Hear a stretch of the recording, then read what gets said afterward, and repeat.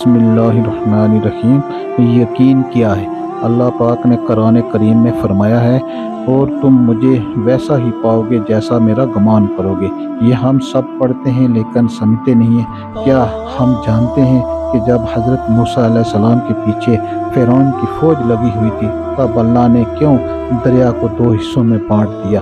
क्या हम जानते हैं कि जब हज़रत इब्राहीम अलैहिस्सलाम को आग में जाने का हुक्म दिया गया, तो उसने क्यों उस आग को ठंडा कर दिया?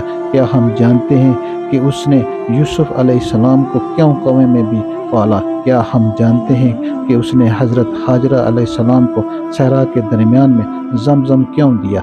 क्या उसने हज़रत यूनुस अलैहिस्सलाम को मछली के पेट में महफूज रखा?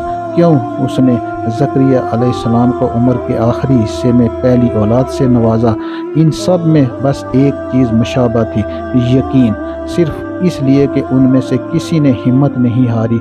उन्होंने यकीन रखा कि खुदा रास्ता निकालेगा, और देखो खुदा ने रास्ता निकाला।